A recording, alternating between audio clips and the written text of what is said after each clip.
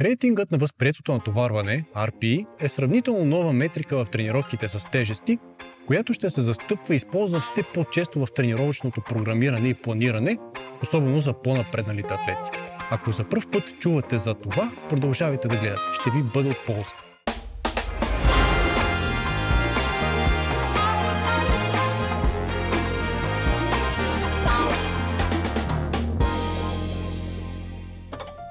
Нека започнем с малко история. Какво всъщност е RPE? Съкращението RPE идва от Rating of Perceived Exertion, на български рейтинг на възприетото натоварване. Концепцията за RPE възниква още през 1970 година по идеята на Гънър Борг, представена в научната му публикация Perceived Exertion as Indicator of Somatic Stress. Основната цел на RPE е като инструмент за мониторинг. Следенето на индивидуалното усещане за натоварване е част от начините за контрол на стреса, на който е подложено тялото. С времето RPE претърпява много трансформации. Макар първата RPE скала да се измисля преди повече от 35 години, едва наскоро, през 2008 година, в спортните среди се появява и най-употребяваната към момента в тренировките с тежести RPE скала, базираната на повторения в резерв или съкратено RPE RIR. Нейн основоположник е притежателят на редица медали от пауърлифтинг състезания, основателят на Reactive Training System Майкъл Тюшерер. RPE RIR скалата е 10 степен. Стъпалата служат за определяне на повторенията в резерв, които трениращият има в края на всяка тренировъчна серия.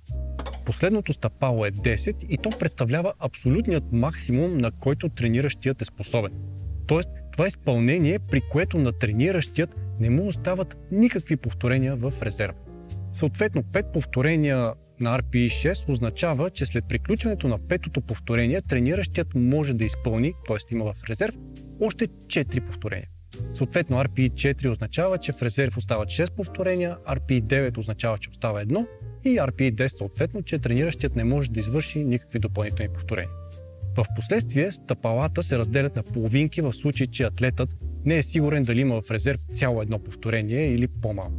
Майкъл Тюшерер, макар да постави основите на RPE RIR още през 2008 година, скалата започва да навлиза в научната литература чак през 2012 година, когато Хакет и екип потвърждават валидността и върху експеримент с бодибилдъри, а през 2016 година Зордос и екип затвърждават използването и в тренировките с тежест.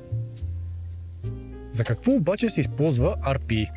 Първоначалната идея зад RPE е да бъде средство, което позволява на човек да опише как се чувства, колко го боли, колко тежко усеща и понася различни неща в ежедневието си и други най-различни усещания.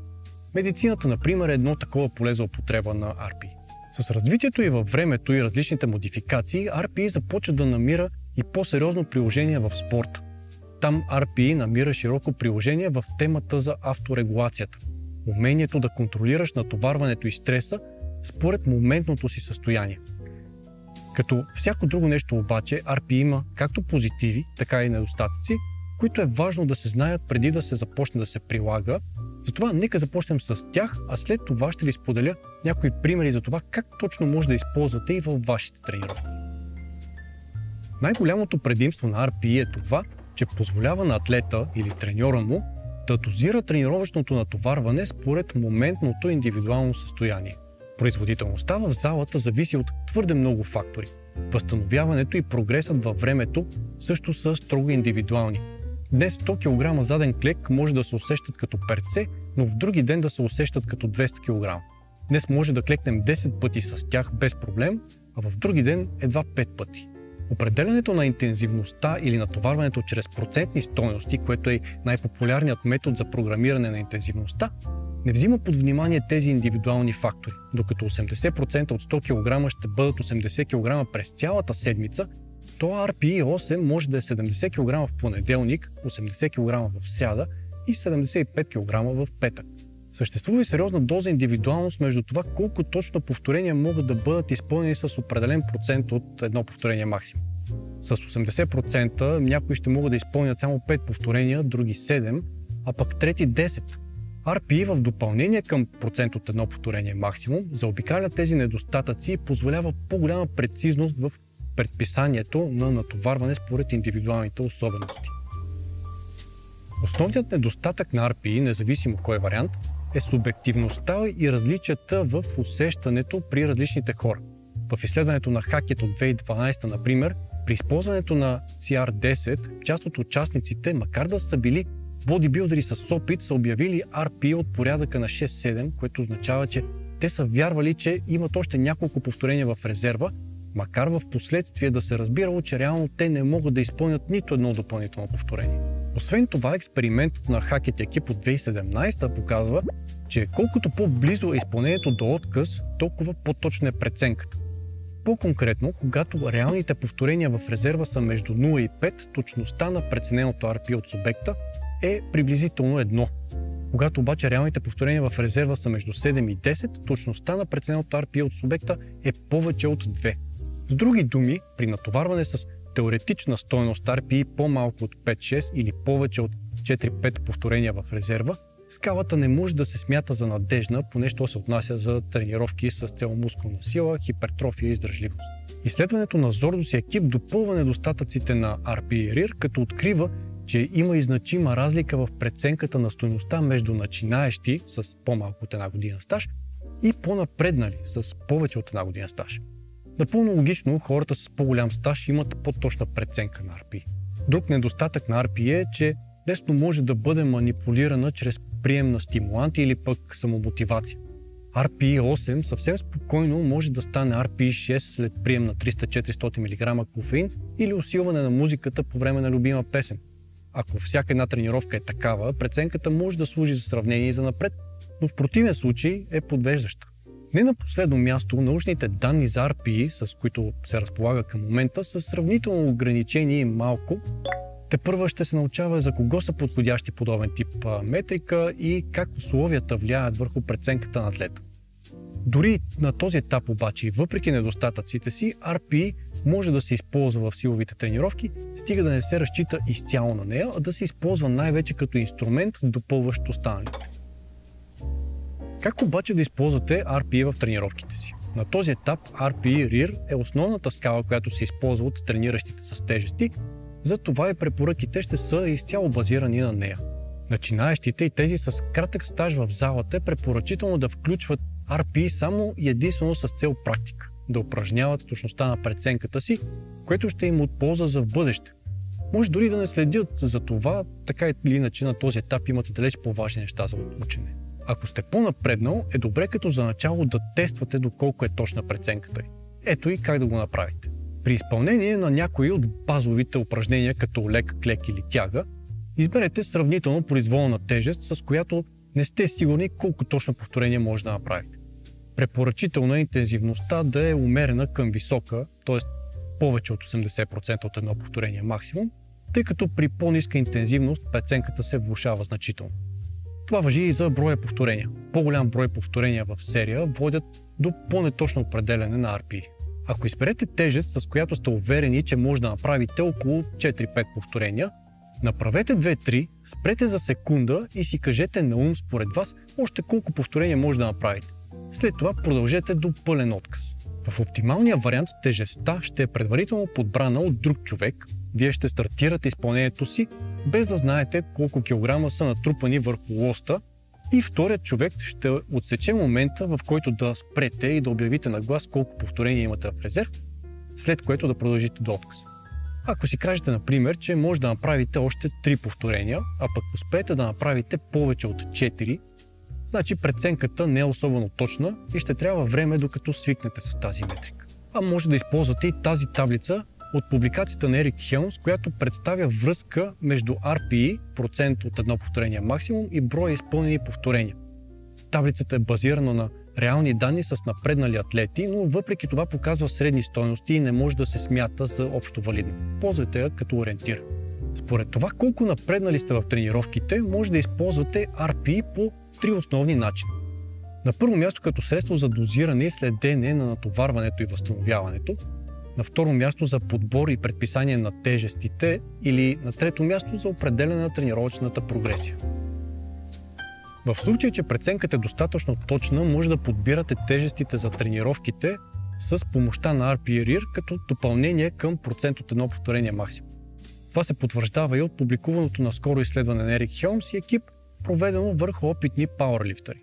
Докато за типично бодибилдърските тренировки за хипертрофия се препоръчва RPE от порядъка на 6-7 в началото на мезоцикъла, при силовите тренировки препоръката е за около 7-8 отново в началото на мезоцикъла. С напредване на седмиците в мезоцикъла е нормално тези стойности да се покачват заедно с натрупване на умората и увеличаващото се натоварване. Макар и тренировките до отказ да имат място в тренировъчната програма, рядко е добра идея да стигате до RPE 10, тъй като тренировките до отказ изискват и по-сериозно възстановяване. Ако ще го правите, правете го разумно. Ето и някои примери за напасване на тежестите. Да кажем, че тренирате с цел покачване на силата и на дадено упражнение по програма имате да изпълните 5 по 5. Ако знаете ориентировъчно максимума си, използвайте ориентировъчна стойност, като използвате някои от познатите таблици и калкулатори, например тази в xrx.net. Сложете 80-85% от едно повторение максимум и направете първата си серия. Ако последното повторение изпълните едвам и по ваша преценка поставите RPE 10 на цялата серия, то определено трябва да намалите тежестта с няколко процента, за да може всички останали серии да бъдат от порядъка на RPE 7-8. Съответно, ако първата серия е с RPE 6, може да увеличите тежестта с малко. RPE може да се използва за предписване на използвана тежест и от треньор към клиент, особено ако обучението и наставленията се дават дистанционно. Както споменах, тренировъчният капацитет за определена интензивност може да варира значително при различните хора. Треньорът може да очаква клиентът да може да изпълни 5 повторения с 80% от едно повторение максимум, но това реално може и да не е възможно. В някои случаи треньорът или дори клиентът дори не разполагат с информация за едно повторение максимум. Препоръката на треньора може да бъде изпълни това упражнение в протокол 5 по 5 при RPE 8. По този начин клиентът сам ще напасне тежестите според възможностите си. RPE, стига да може да бъде преценено достатъчно точно, може да е чудесен начин за регулация на натоварването според възстановяването. Както вече знаете от видеото ни за възстановяването, то зависи от ужасно много фактори. Някои дни просто са гадни, независимо от причината. Ако по програма трябва да изпълните 5 по 5 с 100 кг, още първата серия оцените с RPE 9 или 10, значи нещо е забавило възстановяването ви и е по-добра идея да намалите тежестта с толкова, за да се вмъкнете в малко по-разумни граници на RPE от порядъка на 7-8, например. Ако през първата седмица от мезоцикъла сте изпълнили 5 по 5 с 100 кг с средна стойност RPE 7 за всички серии, а след 4 седмици средното RPE при подобни условия 9-9,5, значи се натрупала предостатъчно умора, на ръба на възможностите си за възстановяване сте и не е хич лоша идея да планирате делоад. До някъде свързано и с предишната точка, RPE може да служи и като средство за определяне на прогресията в тренировъчната програма.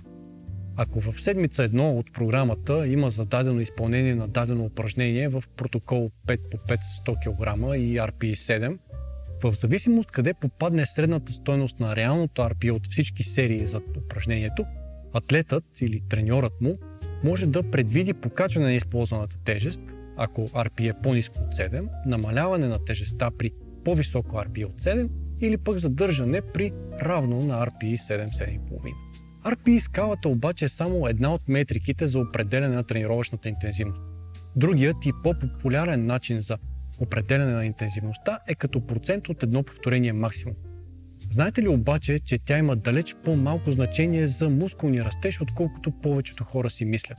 Ако ви е любопитно защо, препоръчвам да изгледате това наше видео. Ако искате да научите как може да подобрите своята спортна форма и начин на живот, използвайте линка в описанието. Благодаря на нашите приятели от CrossFit 681 за възможността да заснем това видео в тяхната зала. Ако сте CrossFit ентусиаст или пък искате да опитате, тук ще намерите всичко, от което се нуждаете.